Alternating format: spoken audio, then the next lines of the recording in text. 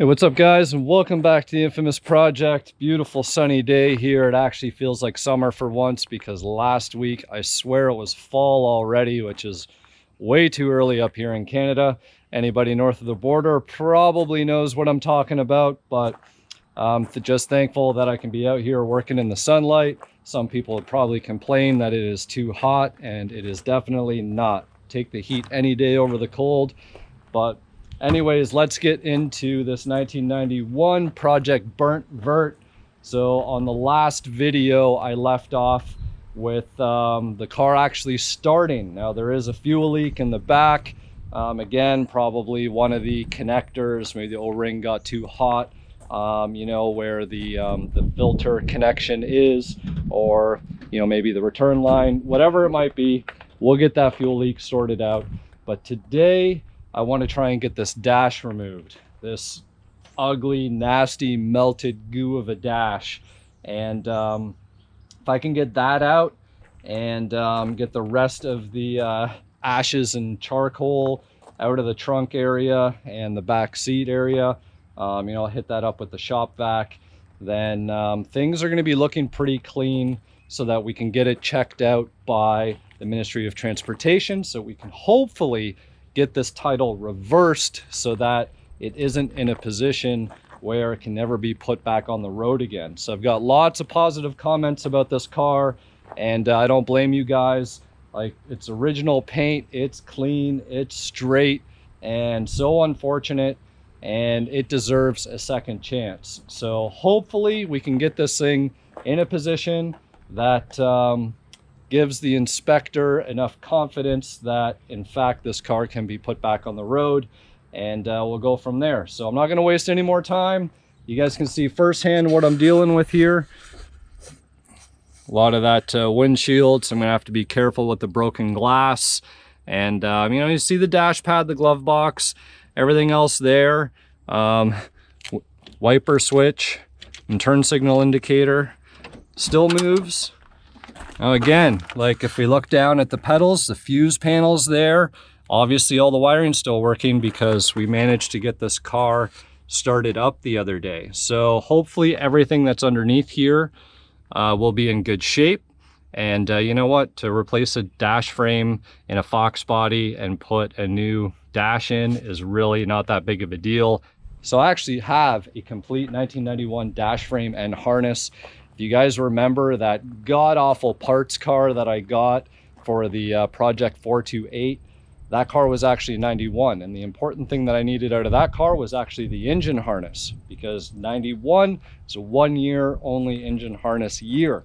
So I did keep the dash out of that car because I was trying to get any last little part that I possibly could to get some value out of that thing for the owner who had purchased it.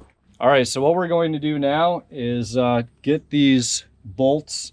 There's 8mm bolt here, and there's one on the other side, right down here in the lower kick panel. And then there's also a bolt up here, and then some stuff with the steering column. So we're gonna have to try and get this guy off. Hopefully pry bar can give us some accessibility there, and hopefully get this thing pried up on out of there.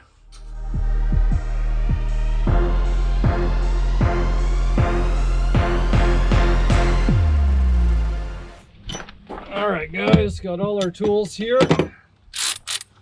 So we'll start with the main dash frame here. So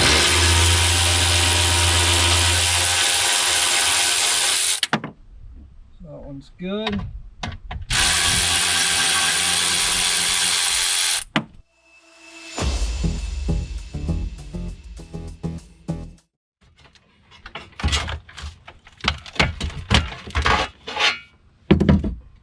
Go.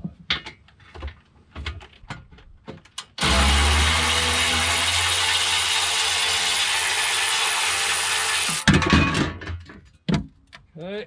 Hey guys, now we're going to take the steering column bolts off, and there's one nut underneath here that has a bracket that goes and supports the dash frame over here, so it'll probably help that we get that off.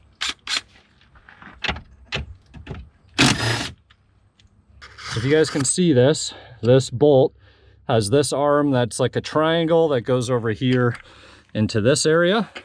And then one of the steering column holes, or support brackets, sorry, goes on, and then the nut. So we got that off.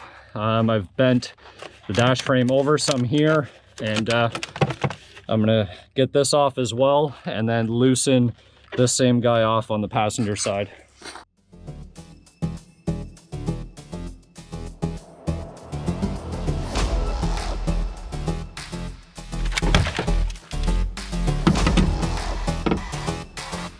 Look at that, original owner's manual.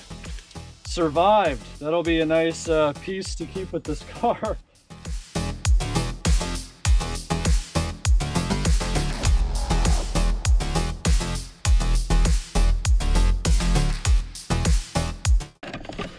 Guess the plastic piece just came off.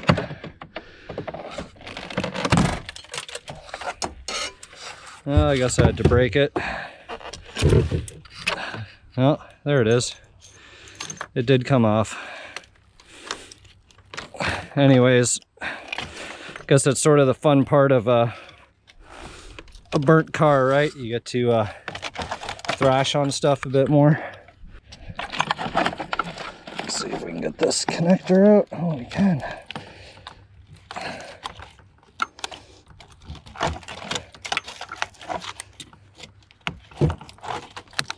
There you go.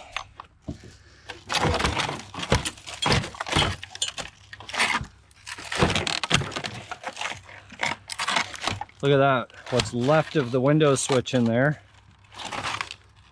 Let's see if we can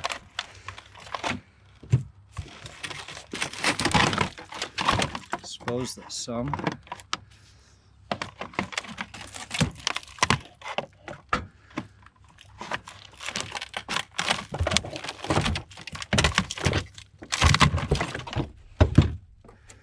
Well, there's one.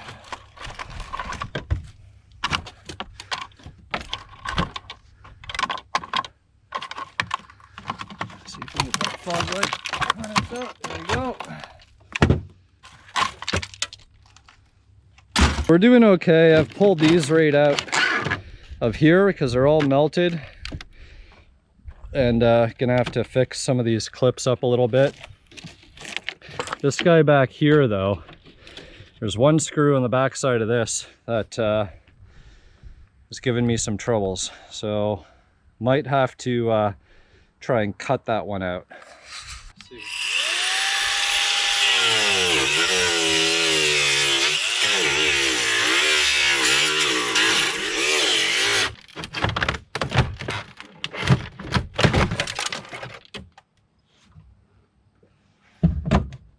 All right.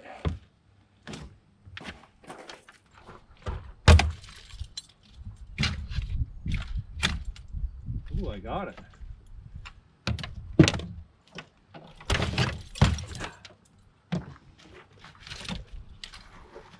All right.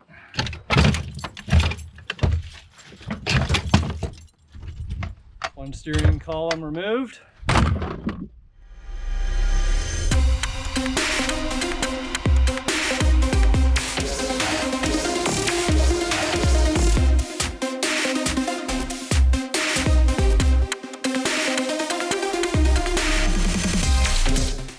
All right, success. We got the dash and the dash frame out. You can see got a little warm on the backside right here in the backside of the dash, and the heater box components here are out. You can see some of the duct work is melted as things got toasty all up and along here, but you can see now everything is exposed. All the heater box, you know, we'll change that, but it's actually not in that bad of shape. The dash actually protected quite a bit of things here. Like even this wiring, the reality is most of these connectors, like, let's be real here. How many GT headlight switches with fog lights have melted and done this on their own? Like, we don't need a fire to have caused this. These cars do this on their own every day. So there's an opportunity to fix stuff like that. Found we got a old Alpine mobile security system in here, and the worst connectors that got it were the ones in the steering column. So this is the one for your turn indicator switches, and then the main one for the ignition. Amazingly enough, this was still working. You know, when I was turning that key forward in the column, it was still turning on the fuel pump. So best that it's probably disconnected so we don't short anything else out. The fuse box is in good shape, you know, smoke damage more than anything, but other than that, everything is pretty good there. So like I said, guys, I have another complete 91 interior dash harness that came from that other car, so it won't be too much to replace that. I got another heater box with AC, so that's an easy fix. Like, we're talking the cleanup is the biggest part of the job here. Like, just going through and doing this, because you don't have access to all the screws and everything else because the plastic had melted over them. But aside from that, once everything is cleaned up, this is pretty straightforward. This is almost just like putting the car back together after paint. So, you know, we're gonna have to get all this trim off around the windshield and get the rest of this broken glass cleaned up. You know, we got to kind of do the same thing on the doors here on this trim, and we're gonna have to get this whole top frame assembly out. It's just cooked and cracked and everything else, because this is what the compressor that caught on fire landed on. So probably bent that all to hell, and we'll finish up. We'll get what's left of the rear plastics out, and see what the inspector thinks.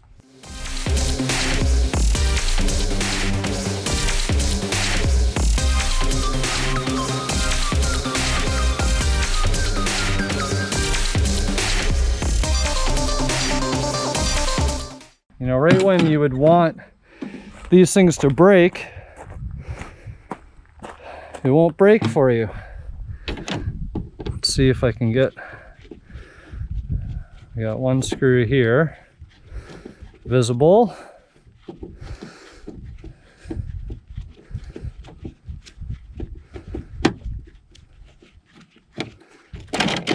Right on. This one over here, sorta. Oh yeah, we got it. Come on. Woo! Look at that.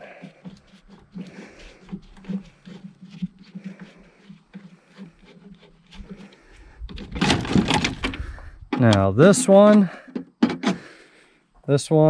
not so lucky.